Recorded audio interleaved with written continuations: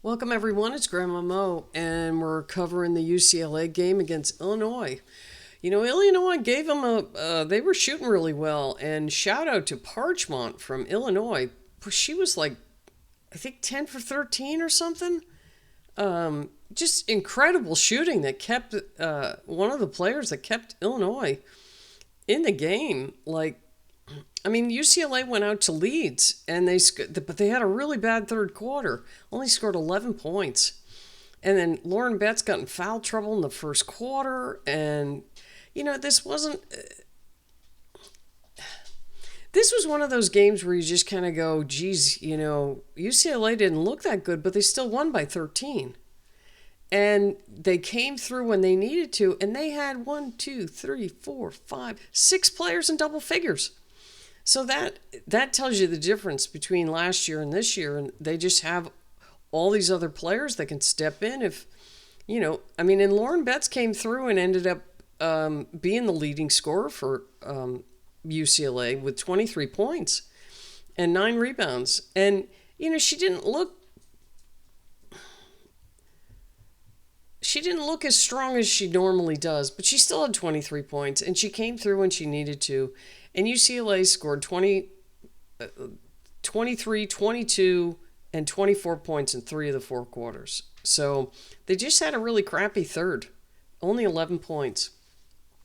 Illinois scored 16, 15, 18, and 18 to give you the final score of 87 to 36 to 80 to 67. But UCLA shot 50% from the floor. But they only shot 1 for 10 from 3. Really bad from 3. So, and Illinois shot 41% from 3. So that helped keep them in the game.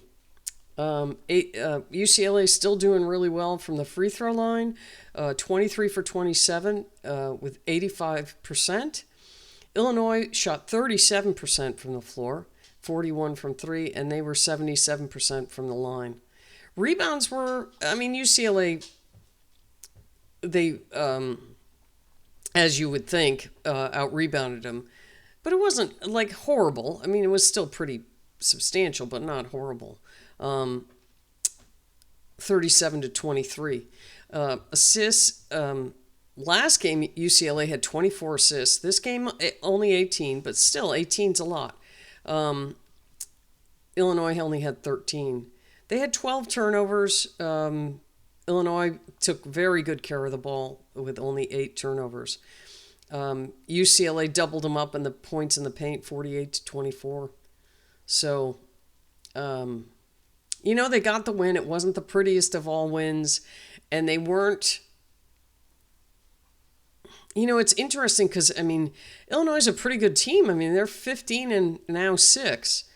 But, UCLA didn't really play that well. That was not a great game from them, and they still won by 13. So they were up by 16, and then Illinois kind of closed the gap down to.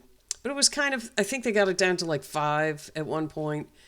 That was in the third quarter when UCLA was just not hitting anything.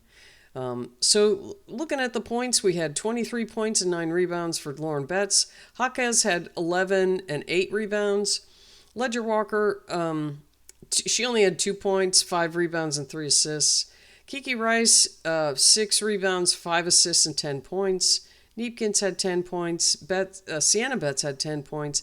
And Dukelich had 12 points. And then Amanda Muse got a hoop. She ended up getting 2 points. So on the Illinois side, you have Parchmont. She was just terrific. She was hitting everything. She ended up fouling out late in the game, but 26 points for her, leading all scorers. Barry Walls had 11 points, and Destiny Jackson had 15. She also had 6 assists. And Maddie Weber came off the bench. She had 12 points. You had a couple other players get a foul shot, but that was pretty much it for Illinois. So UCLA rolls along. They get another win. They are now 2nd in the country, and they are 19 and let's see where we are here. Lost my place. They're 20 and 1. 20-1, and they have. This is going to be a tough week upcoming. They've got Iowa, who's ranked eighth. I don't see Iowa beating UCLA just because of the matchups, but it might. It's going to be a tough game. I mean, Illinois is not a ranked team, and they gave them, but they shot 3-pointers really well. So if Iowa can do that, I don't see them beating them inside, but which is Iowa's strength also. But we'll see. We'll see.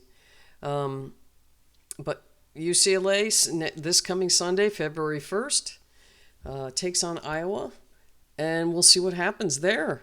And then they've got Rutgers, and then they've got the Michigan schools. They've got Michigan and Michigan State, who are both ranked.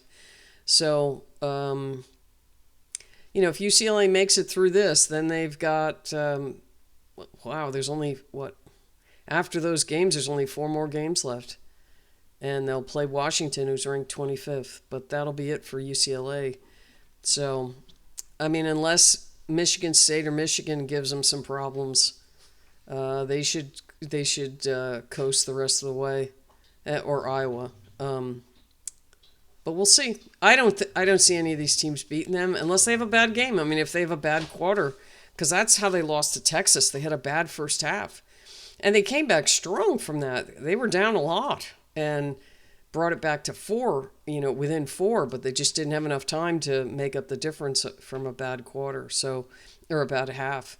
But as long as they, keep that to a minimum. I mean, you forget times where these are just college kids. I mean, even the seniors, they're still only,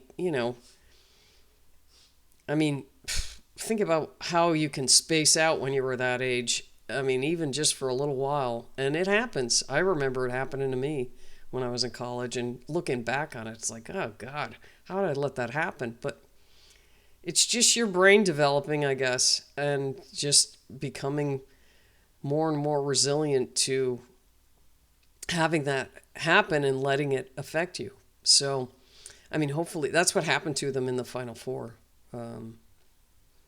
against UConn.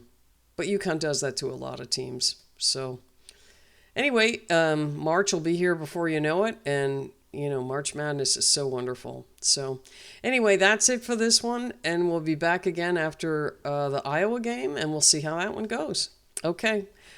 Thanks for watching, and appreciate it if you could hit the subscribe button, and we'll see you next time.